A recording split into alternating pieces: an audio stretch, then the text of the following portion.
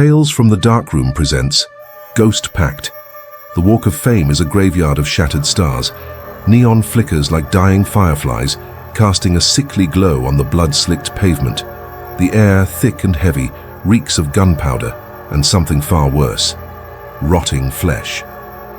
Above it all, a ghost floats, a translucent figure in a 1940s pinstripe suit, his fedora tilted just so. This is Jack Spectre Malone, a B-movie actor who checked out with an overdose back in '47. He's been haunting the Chinese theater ever since, a silent observer of Hollywood's slow decay. But he's never seen anything like this. Below him, the boulevard is a feeding frenzy. Zombies, but these aren't your average shambling corpses.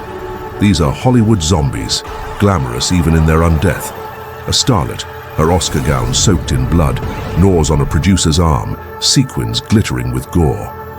A director, his clapperboard grotesquely fused to his hand, screams a muffled cut as he rips the throat out of a terrified production assistant.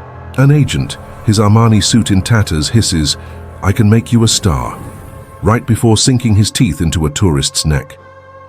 Jack watches, a cold horror gripping his spectral form. He's seen wars, plagues, even the '94 quake that shook this city to its core.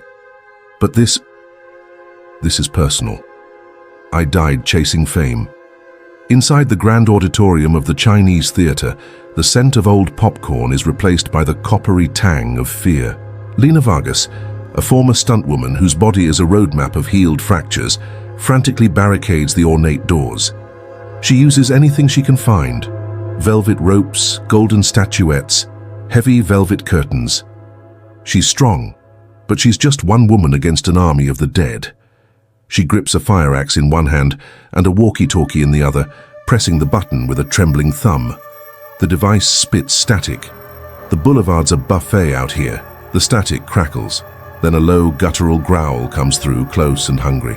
The walkie dies, its little red light blinking out. She's alone. Jack Malone phases through the solid oak wall, his form shimmering like a heat haze. Startled, Lena screams and swings the axe in a wide, desperate arc. The heavy blade misses him by inches, embedding itself deep into the plush red velvet of a theater seat. "Easy, doll," Jack says, his voice a smooth, ghostly baritone. "I'm the good dead guy." She eyes him warily, her heart hammering against her ribs. "Prove it," she challenges, her voice tight. He simply flicks his wrist, a casual, almost bored gesture. Outside, a decaying zombie hand that had been clawing its way through the barricade freezes mid-reach, suddenly encased in a shell of shimmering spectral ice. Lena stares, her disbelief warring with the impossible sight before her. "I've been keeping the biters out," Jack explains, floating closer. "But there's too many, and they're evolving." On the iconic sign, the letters still spell Hollywood, but something is terribly wrong. The second O is no longer a letter. A colossal, nightmarish face, seemingly stitched together from 1,000 rotting corpses, has formed around the sign. It breathes, and with every exhalation, a wave of infectious miasma rolls down into the city. Its eyes are repurposed searchlights, their beams sweeping across the terrified landscape. This is the Got, a sentient hive mind, a monstrous entity born from every rejected script, every crushed dream, every ounce of desperation that fuels this town. And it has a singular, terrifying goal: to cast the living in its final, bloody production. Back in the relative safety of the theater, Jack and Lena watch from the projection booth balcony.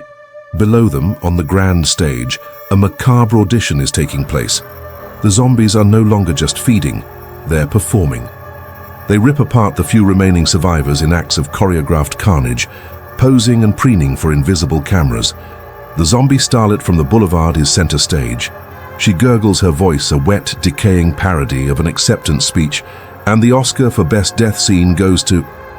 With a final dramatic flourish, she tears out her own still-beating heart and offers it up towards the hills, a tribute to the Got's glowing maw. Lena grips the balcony railing. "We have to blow the sign," she says, her voice low and determined. "Cut the head, kill the body." "You'll need a ghost to get close," he replies. The Got sees the living, spots them from a mile away. He smirks, a flicker of his old B-movie charm. The plan is insane, but it's the only one they have. Lena hotwires a vintage Harley-Davidson, its chrome gleaming under the haunted moonlight.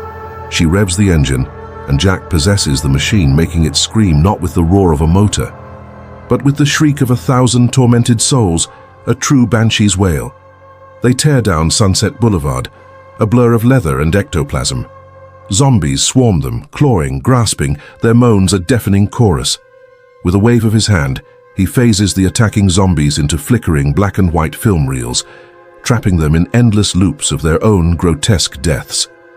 They reach the base of Mount Lee, the Got's monstrous face looming over them, its searchlight eyes turning, locking onto their position. The light is blinding, a physical force. Jack Malone. The Got projects a vision directly into his consciousness. His name in dazzling lights, red carpet premieres, the roar of an adoring crowd, a legacy that will last forever. For a moment, the old ambition, the hunger that defined his life and death, flickers within him. Lena, seeing the hesitation in his shimmering form, grabs his translucent hand. Her touch is warm, solid, real. "You were a hack actor, Jack," she says, her voice cutting through the illusion. "Be a hero instead." That one sentence shatters the Got's spell. "Lights," he says, his voice filled with newfound purpose. He launches himself from the bike, a spectral bullet aimed at the heart of the monster. He phases directly into the Got's gaping mouth. Lena, using the momentum, slams a bundle of dynamite she strapped to her back, deep into the structure of the giant O. Jack's voice echoes from within the beast. The Got screams, a symphony of 1,000 stolen voices, as it feels the ghostly intruder inside. With a final, monumental effort of will, Jack possesses the hive mind, forcing its colossal jaws to stay open, fighting against the crushing pressure. Action! The explosion is deafening, a flash of white that tears the night apart. The Got's face shatters into a million flickering frames of celluloid, raining down like cursed confetti. All across Hollywood, the zombies freeze, their inner director suddenly gone. They twitch, then collapse, reverting to piles of dust and cheap glitter. Silence descends on Hollywood Boulevard. The air clears. The stars on the sidewalk gleam, finally clean. Lena limps away from the wreckage, the fire axe dragging on the asphalt behind her. Jack's ghost flickers at her side, his form growing fainter, more transparent with every step. "So long, kid," he says, his voice fading.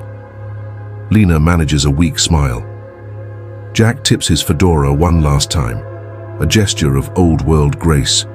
"Break a leg, Spectre," Lena whispers, and behind her, on the Walk of Fame, a new star magically appears, its bronze letters shining bright. Jack Malone, hero. They say the 247 still runs once a year, carrying those who chase the unknown.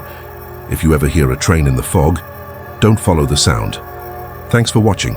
If you enjoyed this story, be sure to hit that subscribe button for more tales from the dark room. We'll see you in the shadows.